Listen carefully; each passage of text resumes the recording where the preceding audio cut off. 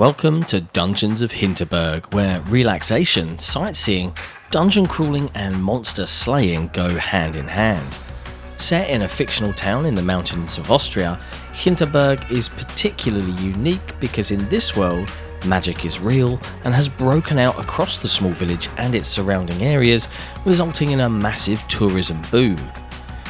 As it turns out, transforming dungeon crawling into an international tourist attraction brings would-be adventurers flocking to the town in droves to experience their very own slaycation.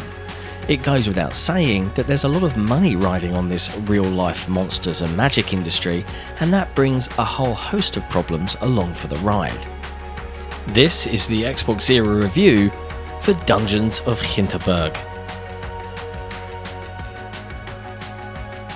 In Dungeons of Hinterberg, you play as Louisa. She's journeyed to the small Austrian town, itself inspired by the incredible-looking Hallstatt, to try a little magic and adventuring herself, seeking to escape her humdrum city life as a trainee lawyer. The game itself is a delightful medley of various genres. We've got hack and slash monster slaying and magic casting, all layered with some light role-playing systems in addition to loot, armour, various upgrades, charms and enchantments to find and equip. Sprinkled on top of all of that is a generous helping of social sim-style relationship building, tasking you with making friends and building meaningful relationships with the many wonderful characters across Hinterberg. Each day you'll spend in Hinterberg and its surrounding areas is split into 3 sections. The morning, which usually involves some conversation and occasional plot development, and then a decision on which region to visit for the day. Noon, where we'll go out on our main dungeon crawling expedition if we so choose, and then the evening, where we'll socialise, shop and explore the town of Hinterberg itself.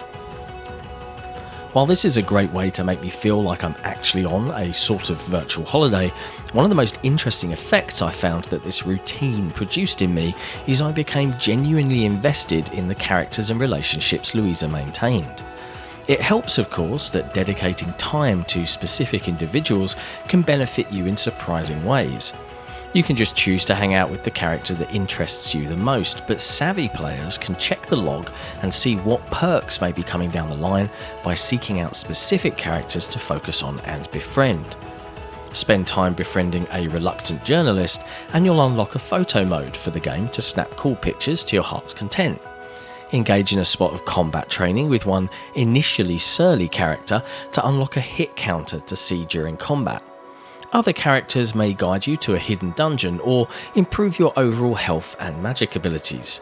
The game doesn't force you down one path too much most of the time. There are some characters I barely interacted with at all. Dungeons of Hinterberg breaks down these relationships into 4 categories that can rank up: renown, amusement, relaxation and familiarity, and depending on your points in each of these will unlock other characters for you to interact with, in addition to improvements on certain armour and weapons. For example, having a high renown score can allow access to certain locked off areas and their associated dungeons that only elite slayers get to engage with.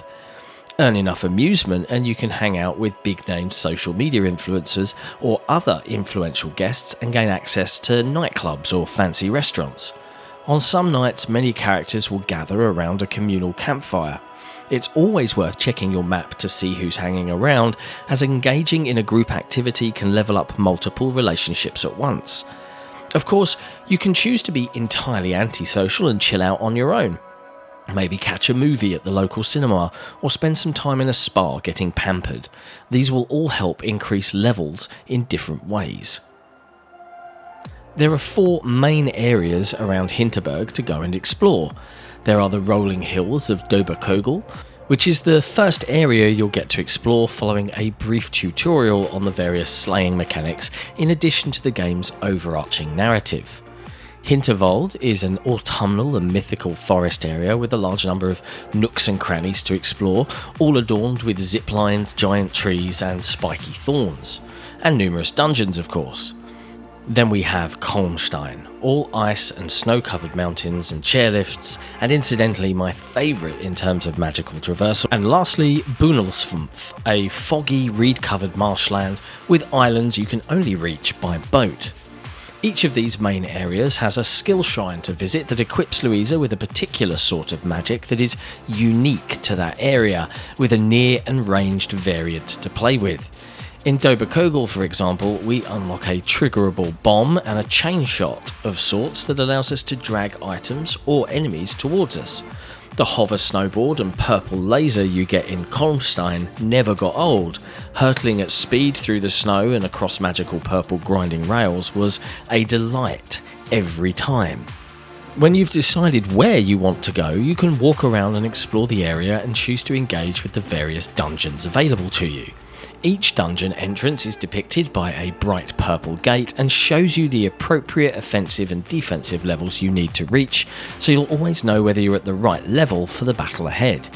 Some dungeons require hunting down, others only unlock when you've completed a certain number of them in the area first.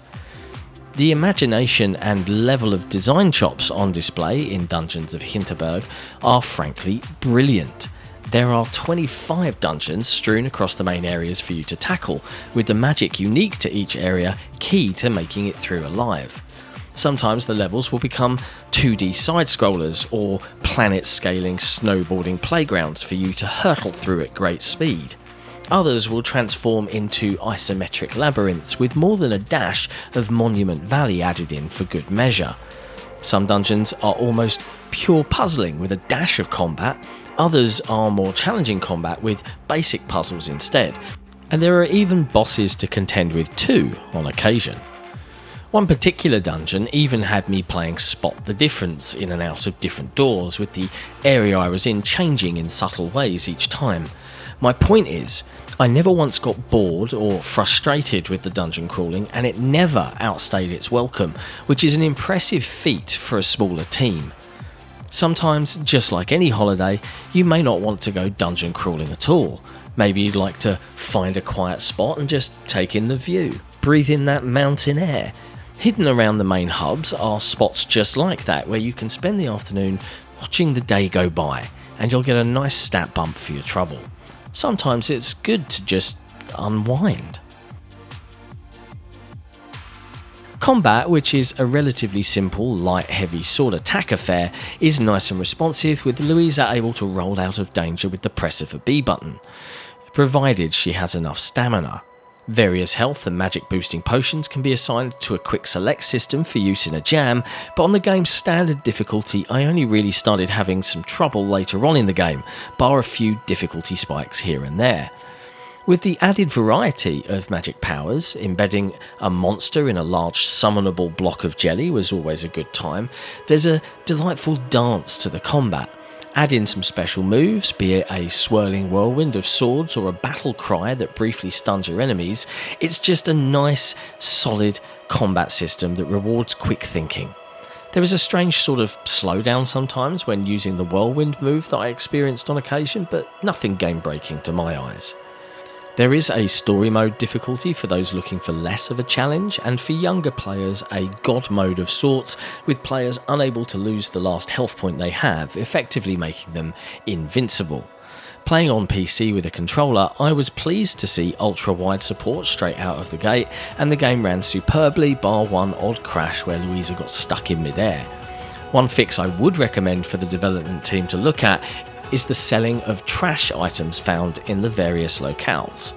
Using your mouse, you can use the scroll wheel to increase the number, sometimes it gets into the hundreds pretty swiftly. On controller, you had to press up on the left stick for each increase in the number, which would mean over 300 plus button presses just to offload my rubbish for some Hinterbucks, which is the town's unique hero currency. Not fun, and probably a minor design oversight. Visually, I think the art style is wonderful. It's bright and bold with this fun cel-shaded look that never gets old. I particularly loved the way faraway characters would be greyed out, like in various animations and comic books, slowly filling with colour and definition as I got closer.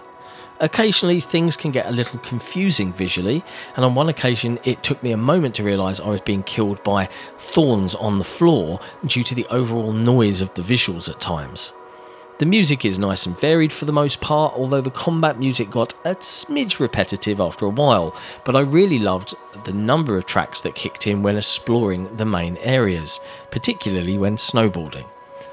Despite the lack of voice acting, the characters are mostly memorable, and I was delighted at just how into the plot I got. Uncovering the mystery of just why magic has returned to the real world and what the purpose of the dungeons truly is had me absolutely hooked from start to finish. An incredible, nigh-on herculean effort from a very small team, developers Microbird Games have made something very special in Dungeons of Hinterberg.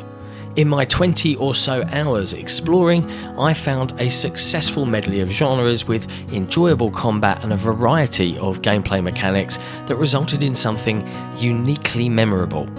Throw in a whole heap of imaginative puzzling and level design, great characters, and a surprisingly engaging plot to boot, and I can't help but give this vacation spot very high marks indeed. I thoroughly enjoyed my slay. Thanks for watching. If you enjoyed this video review, be sure to hit like, hit subscribe, and why not ring that notification bell so that we can let you know when we've got some fresh content. And if you really love what we do, consider supporting us on Patreon by heading to patreon.com/XboxEra. And we'll see you next time.